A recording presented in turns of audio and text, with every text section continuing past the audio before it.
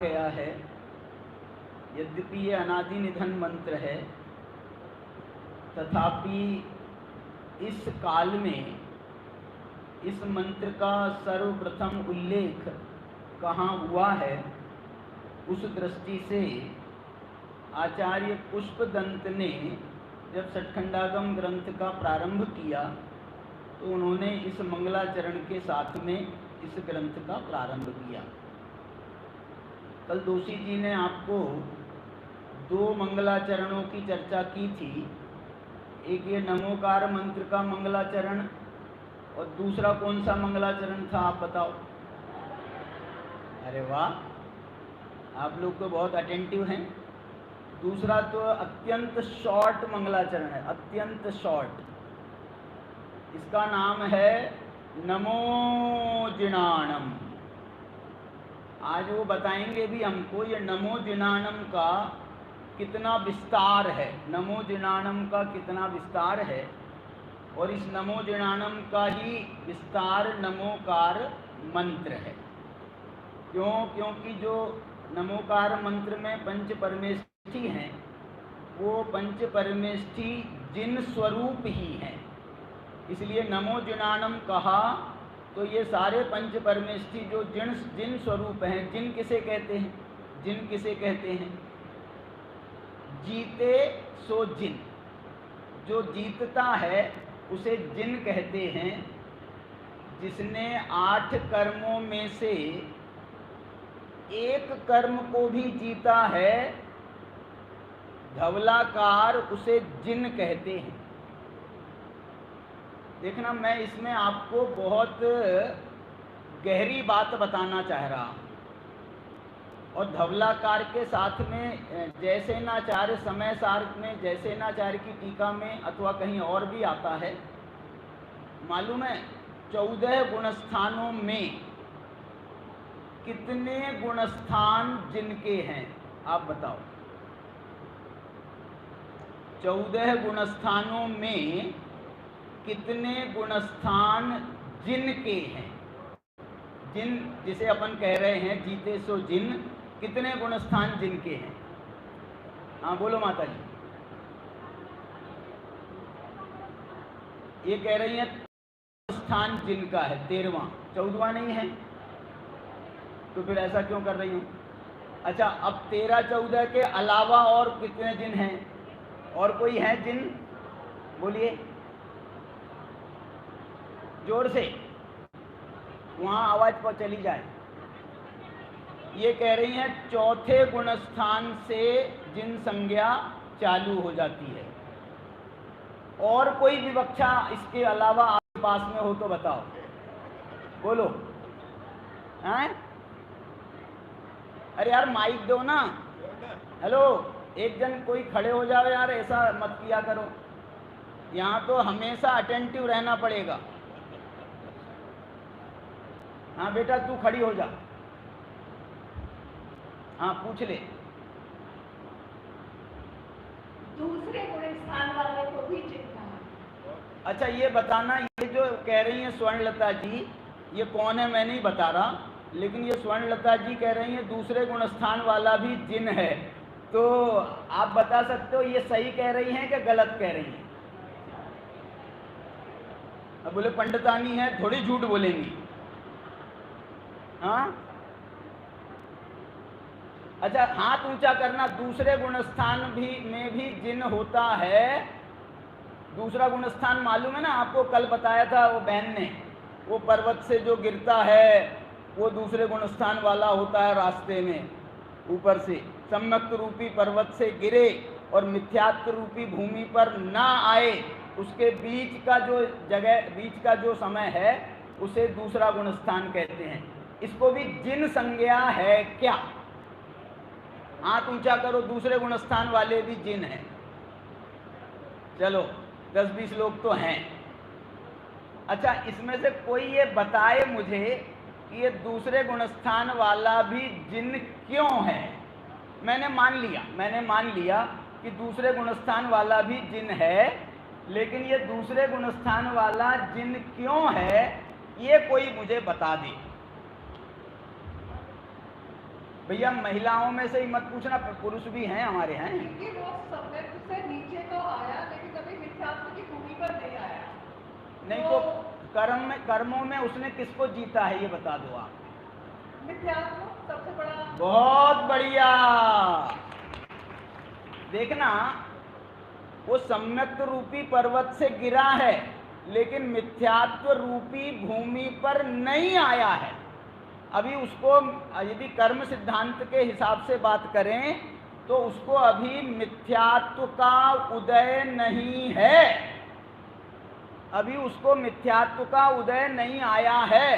7 प्रकृतियों के उपसम 6 उपसम से सम्यक्त हुआ था ना, तो अभी इसको कितनी प्रकृतियों का उपसम अभी है रहा है, कितनी प्रकृतियों का उपसम चल रहा है आपको मालूम है? अनंतानुबंधी कषाय में से किसी एक कषाय के उदय से ये सासादन गुण स्थान बनता है, चारों कषायों के उदय से नहीं बनता है। अनंतानुबंधी की चारों कषाएं उदय में आ जाएं तो दूसरा गुण स्थान नहीं कहलाता है, फिर तो वह पहले ही है। एक कषाय के उदय से, वो कोई भी हो सकती है, अनंतानुबंधी क्रोध हो सकता है, अनंतानुबंधी मान हो सकता है, अनंतानुबंधी माया हो सकती है, अनंतानुबंधी लोभ हो सकता है। एक अनंतानुबंधी कषाय एक किसी का उदय आ जाए तो वो सम्यक्त्व में नहीं रहने देता। माने ये अनंतानुबंधी भी कितनी खतरनाक है आप ये सोच सकते हो कि वो सम्यक्त्व में नहीं रहने देता है, सम्यक्त्व से गिरा देती है अनंतानुबंधी कषाय भी। लेकिन वो अनंतानुबंधी कषाय का उदय तो आया है दूसरे गुण स्थान में, लेकिन अभी मिथ्यात्व का उदय नहीं आया है, इसलिए दूसरे गुण स्थान वाला भी अभी मिथ्यात्व को जीता है, मिथ्यात्व को उसने जीता है। इस कारण से वो भी जिन संज्ञा को प्राप्त करता है। सासादन गुण स्थान में भी जिन संज्ञा लागू होती है। इस प्रकार से दूसरा, तीसरा, चौथा, छठा, वो सारे बाकी सारे जिन हैं, सकल जिन, निकल जिन और इसके पहले के ये सब एक देश जिन हैं। दूसरे गुणस्थान से 12वें गुणस्थान तक ये कौन से जिन हैं?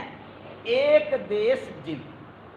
चलिए अब मैं दूसरी चर्चा में आना चाहता हूं आपके साथ में। नमोकार मंत्र, ये जो हमारा धवलाकार ने, सठखंडाकार ने लिखा है, आप मुझे और कोई मंगलाचरण बता सकते हो क्या? ये नमोकार मंत्र के बराबरी वाला, नमोकार मंत्र के बिल्कुल साइमल्टेनियस चलने वाला दूसरा कोई मंगलाचरण बताओ मुझे, जो बिल्कुल नमोकार मंत्र की ही ट्रू कॉपी हो, आप ऐसा भी कह सकते हो। नमोकार मंत्र की ट्रू कॉपी।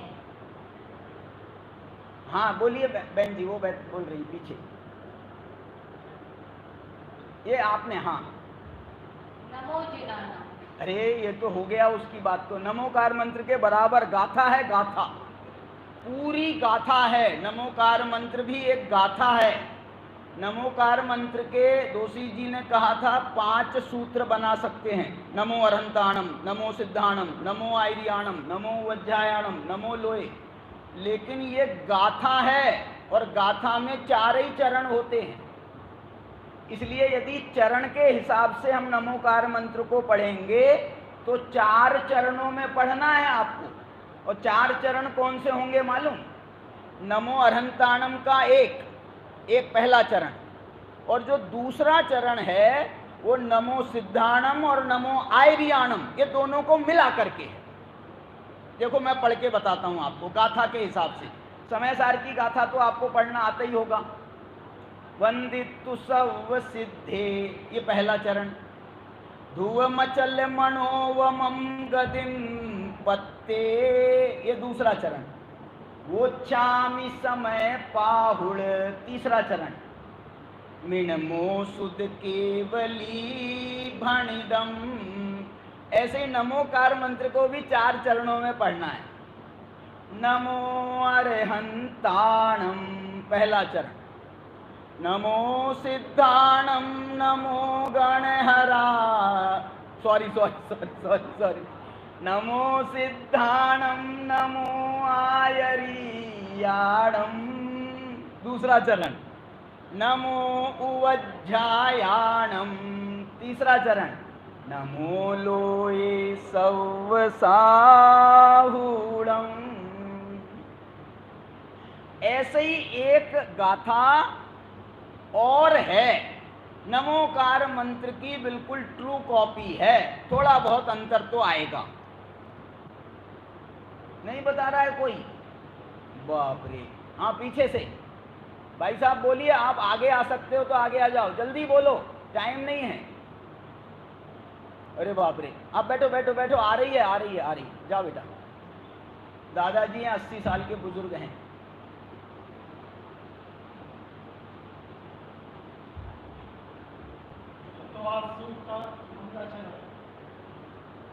मैं सुना रहा हूं। ये तत्वार सूत्र का मंगलाचरण नहीं है, ये आचार्य कुंद कुंद के प्रवचन सार का मंगलाचरण है। बोले प्रवचन सार का मंगलाचरण तो है, एस सुरासुर मनुसिंद वंदिदम, वो वाला नहीं। प्रवचन सार के मंगलाचरण में एक गाथा नहीं है, प्रवचन सार के मंगलाचरण में 5 गाथाएं हैं, और उन 5 गाथाओं में जो चौथी गाथा है वो नमोकार मंत्र की ट्रू कॉपी है। कौन सी है गाथा चौथी? बोलो, आपको आता हो तो बोलना मेरे साथ में, या मैं बुलवाता हूं आप बोलना। हाँ बोलो, कौन सुनाएगा चौथी गाथा? आवाज चालू करो, आवाज चालू करो।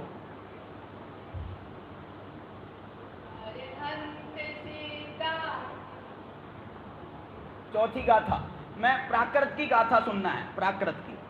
एक बात सुनो, ये जो हमारा सठखंडागम शिविर है, मैं ये कहना चाहता हूँ कि हमारे सारे विद्वान इस सठखंड बहुत सारी व्याख्याएं आपके सामने प्रस्तुत करेंगे, लेकिन मेरा मन ये है कि हम आचार्य भगवान ने जो 177 सूत्र जिसके ऊपर अपन ये शिविर चला रहे हैं, संत प्ररूपणा का, सत प्ररूपणा का, जो 177 सूत्र हैं आचार्य पुष्पदंत की, उन 177 सूत्रों का आपके सामने उच्चारण करूं। जैसे हम तत्वार सूत्र का पाठ करते हैं ना, ऐसे 177 सूत्र का पाठ करूं और आपसे पाठ करवाऊं।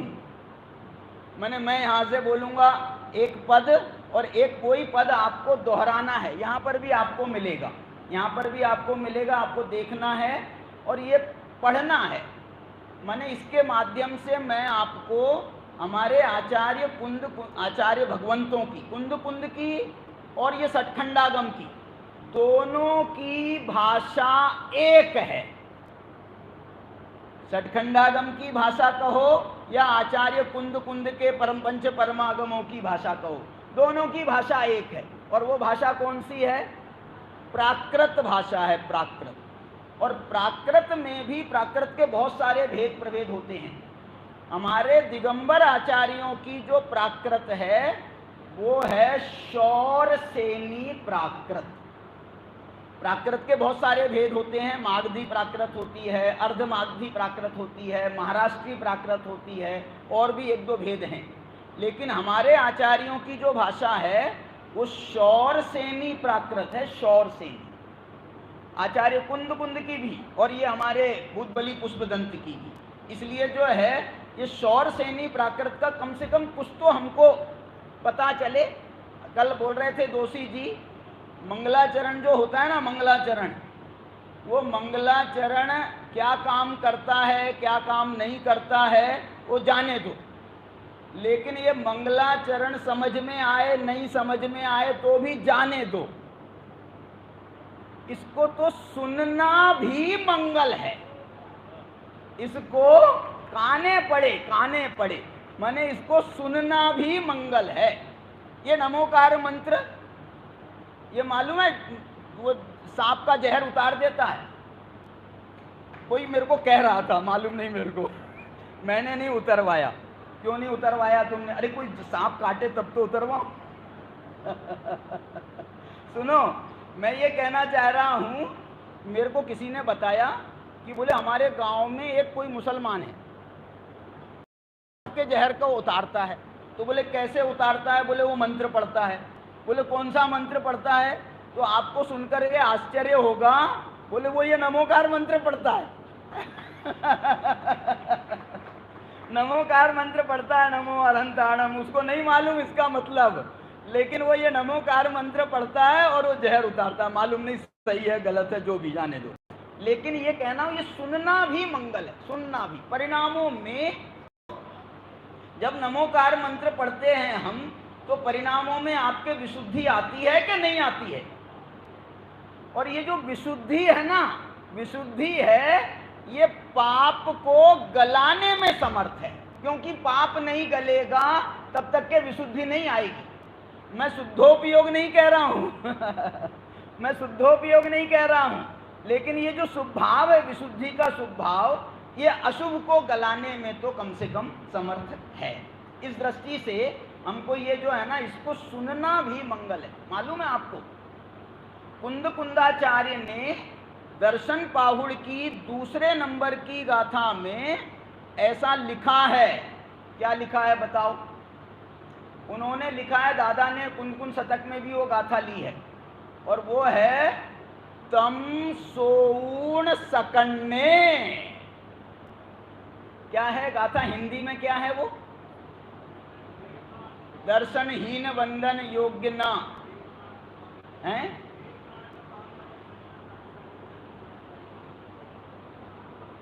एक कान वालों सुनो, ऐसा लिखा है दादा ने। एक कान वालों सुनो, दर्शनहीन वंदन योग्य ना। एक कान वालों सुनो, माने कुंद कुंद भगवान हमको सुना रहे हैं और ये कह रहे हैं कान वालों सुनो। माने हमारे पास कान नहीं है क्या? माने कोई ऐसा भी हो सकता है जिसके पास में कान नहीं हो मनुष्य गति में। फिर कुंद कुंद भगवान क्यों कह रहे हैं कि कान वालों सुनो? भाई साहब आपके लिए कह रहे, कान वालों सुनो, माने तुम जो यहाँ वहाँ ध्यान दे रहे हो तो यहाँ वहाँ ध्यान देना बंद करो और अपने उपयोग को हमारे सुनने में लगाओ। इसलिए कह रहे हैं एक कान वालों सुनो। देखो, चौथे नंबर की है, बिल्कुल नमोकार मंत्र की ट्रू कॉपी है, लेकिन बस थोड़ा सा अंतर ये है कि हमारे नमोकार मंत्र में 5 बार नमो शब्द का प्रयोग है, और उन्होंने कुंद कुंद भगवान ने 1 बार मध्य दीपक के रूप में नमो शब्द का प्रयोग किया है। इसके अलावा 5 पद जो नमोकार मंत्र में हैं, वही 5 पद प्रवचन सार की चौथी गाथा में, लेकिन उनमें भी थोड़ा सा शब्द का फेर है। वहाँ कहा है नमो आयरियाणम, और कुंद कुंद ने क्या कहा है? नमो गणहराणम। आचार्य को गणधर शब्द से कहा जाता है, आचार्यों को गणधर शब्द से कहा जाता है। तो नमो गणहराणम उन्होंने आचार्य की जगह पर कहा, और यहाँ पर कहा है उवज्जायाणम, तो कुंद कुंद ने कहा अध्यावयवज्ञान, माने उन्होंने उपाध्याय कहा और इन्होंने अध्यापक कहा। उपाध्याय का दूसरा नाम अध्यापक है। अब गाथा सुनो, आप मेरे साथ में पढ़ना। आप किच्चा अर्हंताणम, किच्चा अर्हंताणम, सिद्धाणम तह नमो गणहराणम,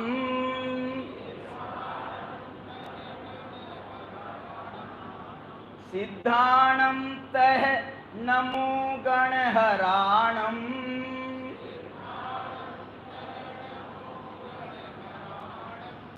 अज्झावयवज्ञानम,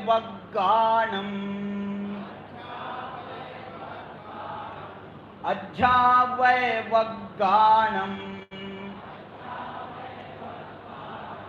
साहूणम चेव सवेसिम,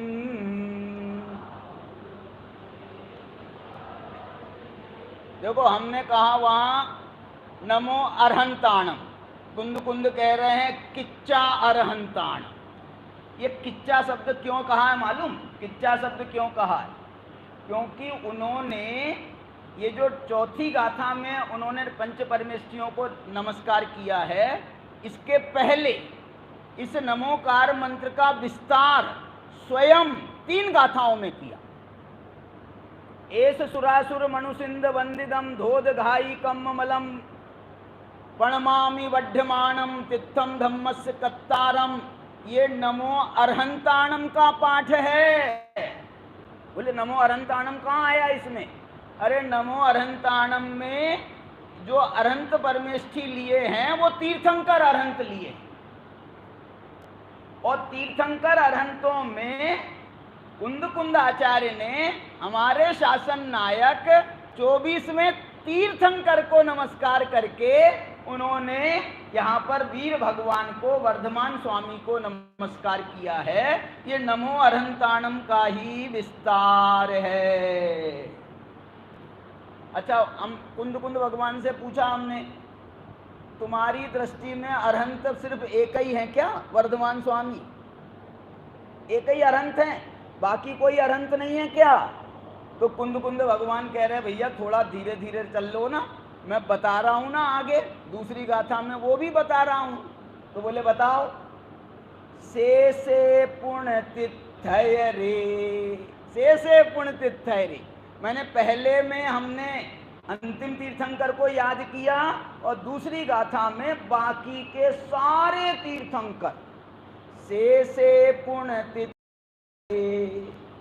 ससव सिद्धे विशुद्ध सभावे समणेयनान दंसन चरित तव वीरिया रे। ये जो दूसरी गाथा है ना, ये दूसरी गाथा भी नमोकार मंत्र की एक तीसरा गाथा है। क्यों? से पुण्य तिथय नमो अरहंताण, ससव सिद्धे नमो सिद्धाणम, विशुद्ध सद्भावे समणे समणे यनान दंसन चरित तब वीरिया यारे। ये जो समणे पद है, ये समणे पद में कौन आया? समणे पद में कौन आया? चलो, समणे पद में कौन आया? समणे पद में नमो आयरियाणम, नमो उज्जायाणम, नमो लोहे सब साहुणम, ये सब ये समणे पद में सब आ गए। कैसे हैं श्रमण? वाह वाह वाह वाह वाह। आचार्य कुंद कुंद भगवान कहते हैं चरित समणेयनान दंसन चरित तब वीरिया रे। जो ज्ञान, दर्शन, चारित्र, तप, वीर्य, जो पंचाचारों का पालन करते हैं, ऐसे समस्त श्रमण। बोलो कौन श्रमण होंगे? आचार्य, उपाध्याय या साधु? कौन श्रमण हैं जो ये पंचाचारों का पालन नहीं करते? इसलिए उन्होंने उसमें डाल दिया। और सुनो, इतनी बढ़िया गाथा, तीसरी गाथा तो इतनी बढ़िया गाथा है। बोले साहब ये 5 परमेष्ठी बस तुम्हारे भरत क्षेत्र में ही है क्या? और कोई नहीं है? और कहीं नहीं है भरत क्षेत्र के अलावा पंच परमेष्ठी? बोले भैया सुनो सुनो सुनो। से पुण्य तिथय रे ससव सिद्धे विशुद्ध सद्भावे समणे यनान दंसन चरित तब वीरिया यारे। इसके बाद में कौन सा? वो तेते सव्वे समगम है ना? तेते सव्वे समगम, समगम पतेगमेव पतेगम वंदामि वट्टन्ते अर्हन्ते मानुषे खेते। कुंद कुंद भगवान कह रहे हैं क्या बढ़िया बात कही है, क्या बढ़िया बात कही। कुंद कुंद भगवान कह रहे हैं मैं इन 5 परमेष्ठियों को, इन 5 परमेष्ठियों को तेते समगम, मैंने इन 5 परमेष्ठियों को मैं एक साथ प्रणाम करता हूं, एक साथ प्रणाम करता हूं। क्यों? अलग अलग प्रणाम करोगे तो गर्दन दुखने लगेगी क्या? एक साथ क्यों प्रणाम कर रहे हो? अलग अलग प्रणाम करो। बोले भैया सुनो सुनो, मैं कह रहा हूं। ते ते सव्वे समगम, समगम पत्तेगमे वो पत्तेगम। अरे इन सबको मैं एक साथ नमस्कार करता हूं और प्रत्येक को नमस्कार करता हूं। आपने वो देखा होगा ना हमारे नरेंद्र मोदी को, जब वो स्टेज पर रहते हैं ना, स्टेज पर, तो सब लोगों को, और प्रत्येक में वो पत्तेगम कब करते हैं भाई साहब? जब रास्ते पर चलते हैं ना, रास्ते पे चलते सर, एक को कोशिश करते हैं कि आंख से आंख मिल जाए। ये आंख से आंख मिलाना माने पत्तेगमेव पत्तेगम। कुंद कुंद भगवान कह रहे हैं मेरा बस चले, तो मैं तो सारे अरहंत, कहाँ के अरहंत बताओ, कहाँ के अरहंत कह रहे हैं? बहुत बढ़िया कह रहे हैं, वंदामी वट्टन्ते अरहंते मानुषे क्षेत्र। अकेले भरत क्षेत्र के नहीं, पूरे मनुष्य क्षेत्र के। जितने मनुष्य क्षेत्र में कितने भरत हैं? 5 भरत। कितने ऐरावत हैं? 5 ऐरावत। कितने विदेह हैं? 5 विदेह हैं। इसमें कितने तीर्थंकर हैं? बोलो कितने तीर्थंकर हैं? बोले हमको आगे पीछे का तो मालूम नहीं, लेकिन विदेह क्षेत्र में 20 तीर्थंकर तो पक्के हैं। और एक साथ कहें तो वो था ना अजितनाथ भगवान का जमाना, जब 170 तीर्थंकर पूरे मनुष्य क्षेत्र में थे। 5 भरत में 5 तीर्थंकर, 5 ऐरावत में 5 तीर्थंकर, और विदेह क्षेत्र हमारा इतना बड़ा है कि ये 5 भरत के और 5 ऐरावत के मिला देवे, इससे भी 16 गुना ज्यादा, 16 टाइम्स। 5 भरत और 5 ऐरावत को मिला देवे तो भी इससे 16 टाइम्स बड़े, माने ज्यादा तीर्थंकर तो भरत क्षेत्र को पुरते हैं। हमारे भरत क्षेत्र को तो एक तीर्थंकर से काम चल जाता है, लेकिन विदेह क्षेत्र को एक तीर्थंकर से काम नहीं चलता है। क्यों नहीं चलता है? क्योंकि वो विदेह क्षेत्र इतना बड़ा है। हमारे भरत क्षेत्र से कितना बड़ा है आप बता सकते हो मेरे को? भरत क्षेत्र से विदेह क्षेत्र कितना बड़ा है?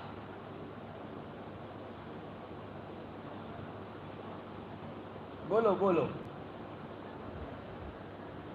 64 गुना।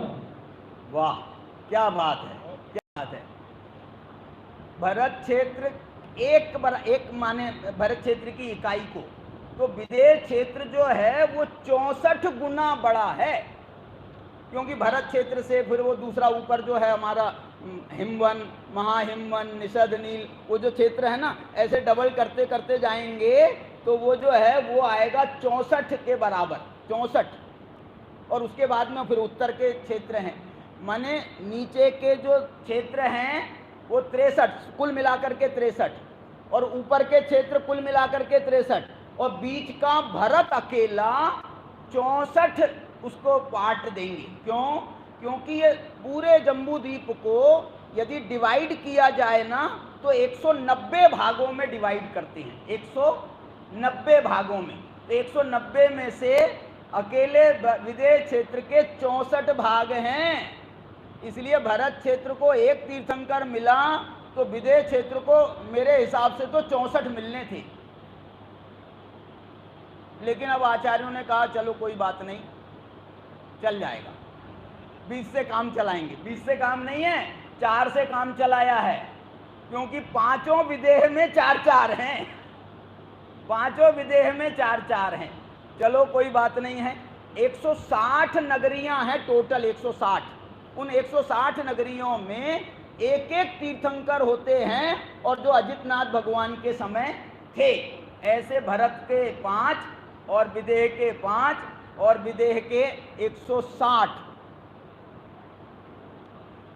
ये पूरा मनुष्य क्षेत्र है, पूरा मनुष्य क्षेत्र। कुंद कुंदाचार्य कह रहे हैं कि मेरा बस चले तो मैं 170 तीर्थंकरों को अलग अलग प्रणाम करूं, अलग अलग प्रणाम करूं। और मेरा बस चले तो भूतकाल के सारे अरहंतों को अलग अलग, और भविष्य काल के सारे अरहंतों को अलग अलग, और वर्तमान के सारे अरहंतों को, तीर्थंकरों के अलावा सबको अलग अलग वंदामी वट्टन्ते अरहंते मानुषे खेती। देखो, मैं कहना चाहता हूं कि आचार्य कुंद कुंद भगवान का जो दिल है वो कितना बड़ा है। इतना बड़ा दिल हम अपना बनाएं, इतना बड़ा दिल हम अपना बनाएं, इतनी विशालता है, इतनी क्यों वो ये कह रहे हैं। और एक बात मैं दूसरी कहता हूं आपको, यदि आपको अच्छी लगे तो। कैसी कह रहा हूं बताऊं? बेटा, तुमने शास्त्री किया है, कहां से किया? जयपुर से। कब किया? 2017 में पास आउट। 2017 में पास आउट है। और हम मालूम कब के पास आउट हैं? नहीं, पास आउट कब के? तुम 2017 बता रहे तो हमारा भी सन बताओ। हाँ, शाबाश। 1980 के पास आउट हैं, ये 2017 के हैं। कितने साल का फर्क हो गया? 37। लेकिन मेरा मन हो रहा है, आप आज्ञा दो तो। बोले साहब क्या मन हो रहा है? कर लो, तुम्हारे मन की कर लो। मेरा मन हो रहा है इसको प्रणाम करने का। जय जिनेंद्र भैया, प्रणाम करने का मन हो रहा है। बोले क्यों, तुमने कहाँ से सीखा? मैंने तो कुंद कुंद से सीखा। क्यों? क्योंकि कुंद कुंदाचार्य अकेले अरहंतों को नमस्कार नहीं करते हैं, अकेले सिद्धों को नमस्कार नहीं करते हैं, अकेले अपने बराबरी वाले आचार्यों को नमस्कार नहीं करते हैं। वो अपने से छोटे उपाध्यायों को भी नमस्कार करते हैं, और अपने से छोटे अपने साधुओं को, सामान्य साधुओं को भी नमस्कार करते हैं। हमारे यहाँ संघों में ये परंपरा आज भी है कि हम जब आचार्यों को, कोई सामान्य साधु उनको नमस्कार करता है तो आचार्य परमेष्ठी उसे प्रति नमस्कार करते हैं।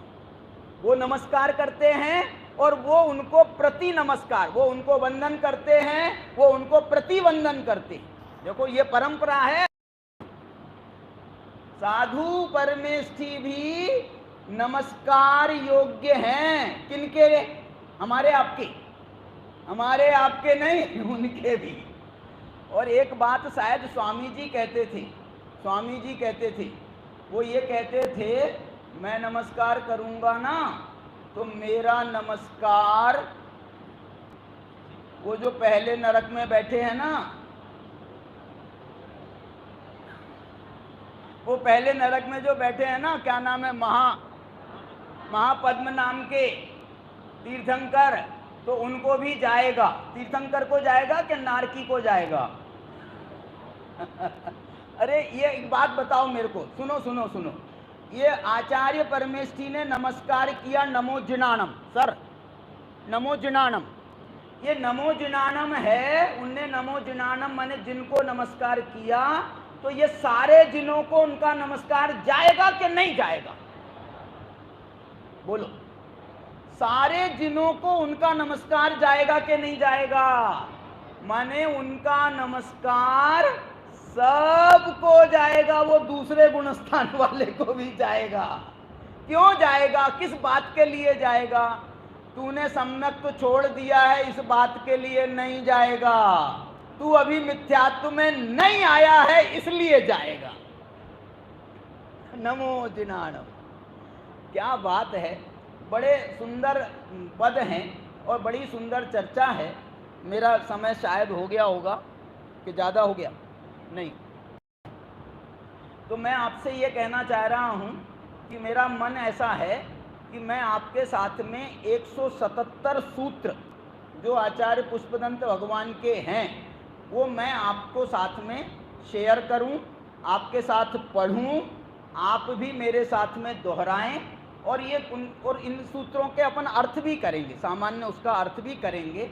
लेकिन ये सूत्रों का यदि हमने पाठ 8 दिन में भी नहीं किया, और लेकिन आपका जो विधान हो रहा है ना, ये जो विधान, इस विधान में भी ये पूरे 177 सूत्र इसमें हैं। 177 सूत्र हैं, उसके अर्थ हैं, उनके अर्घ हैं, और उनका विस्तार से पवैया जी ने जो पद्यानुवाद किया है वो भी है।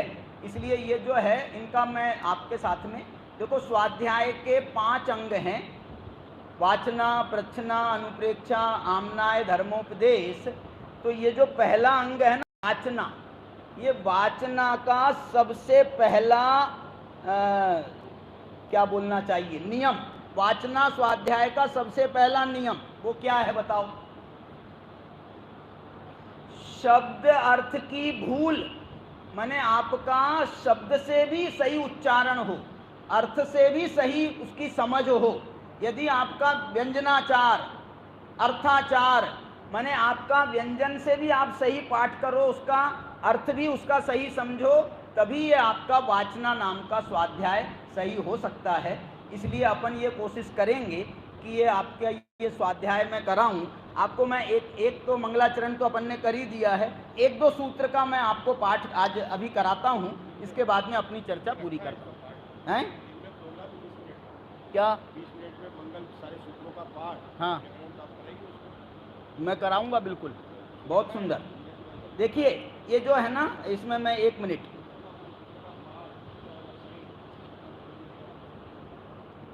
देखो दूसरा सूत्र क्या है। ये दूसरा सूत्र बेटा इसमें निकालो तो आप पेज नंबर है 53 पेज पर दूसरा सूत्र आ रहा है विधान के, पेज नंबर 53 पर मैं पढ़ रहा हूं। आप इसको जो है आपको रिपीट करना है। नमोकार मंत्र तो अपना हो गया है, अब नमोकार मंत्र के बाद वाला दूसरा सूत्र। एक तो इमे सिम, बोलो फिर से, एक तो इमे सिम चोदसन्नम जीव समासानम, चोदसन्नम बोलो जीव समासानम मग्गणट्ठादाये, मग्गणट्ठादाये तथ्य इमानी चोदश्चेव ठाणानि नायव्वाणी भवन्ति। देखो इसमें क्या लिखा है, इसमें ये लिखा है एक तो इमेसिम चोदसन्नम जीव समासानम मग्गणट्ठादाये तथ्य इमाणी चोदश्चेव ठाणानि नायव्वाणी भवन्ति। यहाँ पर ये लिखा है कि अब इसके आगे, एक तो माने इसके आगे, न मंगलाचरण हो गया, अब इसके आगे इमेसिम चोदसन्नम, ये जो 14 हैं, क्या है 14? जीव समासानम, जीव समासों को। ये जीव समास किसको कहा है? यहाँ पर जीव समास 14 जीव समास को नहीं कहा, यहाँ पर 14 गुणस्थानों को जीव समास कहा। गोमटसार में भी जीव समास उनने गुणस्थानों को कहा है। तो ये जो 14 गुणस्थानों को मग्गणट्ठादाये, उनकी मार्गणाओं को ढूंढने के लिए, 14 गुणस्थानों की 14 मार्गणाओं को ढूंढने के लिए तथ्य इमानी, यहाँ पर ये 14 ही ठाणानी, ये 14 ही स्थान हैं, नायव्वाणी भवन्ति, ऐसा जानना चाहिए। इस प्रकार से ये एक सूत्र, थोड़ा बड़ा सूत्र था ये, लेकिन आपको मजा आएगा तीसरे सूत्र में। ये तीसरा सूत्र बिल्कुल छोटा सा सूत्र है और ये पेज नंबर 55 पर है, और ये सूत्र पढ़ना आप, मैं बोल रहा हूं, तम जहा, हो गया सूत्र, तीसरा सूत्र हो गया। क्या बोला? तम जहा। तम जहा का मतलब है कि हम 14 गुणस्थानों की 14 मार्गणाएं बताएंगे, तो उसके पहले हम आपको 14 मार्गणाएं कौन सी हैं जो बताने वाले हैं, तो तम जहा वो इस प्रकार हैं। ये जो है ना, ये जो सूत्र है इसका अर्थ इतना है सिर्फ, वो 14 मार्गणाएं इस प्रकार हैं इसकी उत्थानिका का ये सूत्र है और इसके बाद में 14 गुण स्थानों के 14 मार्गना स्थानों के नाम इसमें बताए गए हैं। इस प्रकार अपन इसकी चर्चा को आगे बढ़ाएंगे। अभी की चर्चा को यहीं पर विराम देता हूँ। अभी हम सभी नागपुर से पंडित डॉक्टर राकेश जी शास्त्री का मार्मिक व्याख्यान बोधन सुन रहे थे। बहुत ही सुंदर नमोकार मंत्र पंचावर प्रवचन सार की गाथाओं का सुनने करके